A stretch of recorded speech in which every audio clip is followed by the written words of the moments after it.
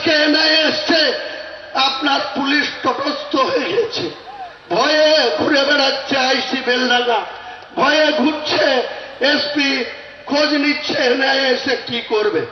16 তারিখ জুম্মাবার ছিল, 16 তারিখে আমি আমার বাড়ি থেকে বেরিয়ে কলকাতার উদ্দেশ্যে গেছিলাম। আমার ভাই, আমাদের রাজ্যের যুব প্রেসিডেন্ট শোয়েব আহমেদ কবির আছে, আমি মিস্টার কর্নেল ত্যাগীর কাছে আমরা 6 তারিখে ব্রিগেড ময়দানে এরকম সভা করার জন্য চেয়েছিলাম। 6 তারিখের পরে 8 তারিখে প্রসেস করলো, কিছু কাগজপত্র চাইলো, এফিডেভিট চাইলো, সেটা 13 তারিখে দেওয়া হলো। 13 তারিখে আমাকে কর্নেল থেকে একটা চিঠি করলো। 16 তারিখে বেলা 1টার সময় আমাকে ডাকলো সরাসরি, সেখানে মেলায় যাই, স্নান করতে যাই, পুণ্য স্নান করতে যাই, 1700 কোটি টাকার সেখানে ওয়াক অর্ডার হচ্ছে।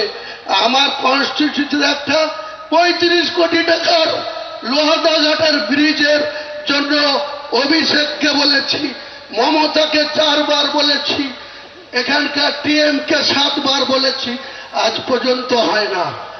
আর দরকার নেই, আগামী দিনে আপনার কুর্সিটা কেড়ে নেব, কুর্সি থেকে হটাবো, তারপরে এরকম হাজারো লোহাদাঘাটের ব্রিজ অটোমেটিকলি করবে, আমলারা করতে বাধ্য হবে।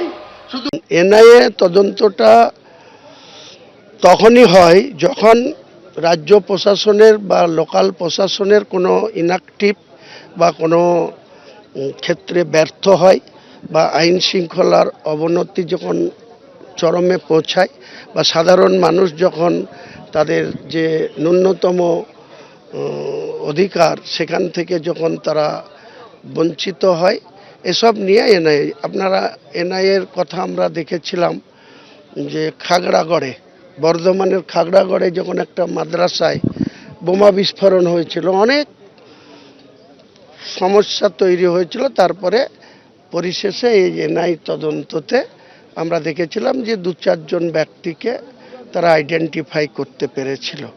তো এনআইএ তদন্ততে যারা কোনো ঘটনার সঙ্গে জড়িত নয় তাদের কোনো অসুবিধা নেই। এই তদন্ত নিরপেক্ষভাবে হোক, যারা প্রকৃত এই ঘটনার উস্কানি দিয়েছে সঠিকভাবে তদন্ত করুক, তাহলে কে পিছনে আছে, কার উস্কানি আছে সেটা বেরিয়ে আসবে। এনআইএ ইনভেস্টিগেশন করলে খুব ভালো হবে, কারণ এই যে ঘটনা বেলডাঙ্গাতে ঘটেছে, সেই বেলডাঙ্গার ঘটনা স্পষ্ট দেখা যাচ্ছে যে এটা একটা প্ল্যানফুলি করা হয়েছে। কারণ পুলিশ, পশ্চিমবঙ্গ পুলিশ এবং তার সাথে যে রাজ্যে মারা গেছে সেই ছেলেটি, ঝাড়খণ্ড পুলিশ যেখানে বিজেপি সরকার নেই, তারা স্পষ্টভাবে বলে দিয়েছিলেন যে এই মৃত্যু আত্মহত্যা, এই মৃত্যুর কোনো জায়গায় কোনো খুনের বা মারামারি করার কোনো চিহ্ন নেই। তারপরেও যে ধরনের ভারত বিরোধী কার্যকলাপ সেখানে হয়েছে, যদি কোনো অন্য ধরনের শক্তি যদি এতে ইনভলভ থাকে, আমি অন্ততপক্ষে আশ্চর্য হব না। আর সেক্ষেত্রে তদন্তের জন্য এনআইএ হচ্ছে উপযুক্ত সংস্থা, কারণ পুলিশের সেই জুরিসডিকশন নেই যে তারা এই ধরনের কিছুতে কাজ করবে। সেই জন্য এনআইএ হচ্ছে উপযুক্ত সংস্থা, এবং তাতে অগ্নিসংযোগ, বোম ফাটা, এই ধরনের বিস্ফোরক যে ধারা, সেই ধারা নিশ্চয়ই আছে, নাহলে তো এনআইএ তদন্ত হবে না। এবিপি আনন্দ, এগিয়ে থাকে, এগিয়ে রাখে।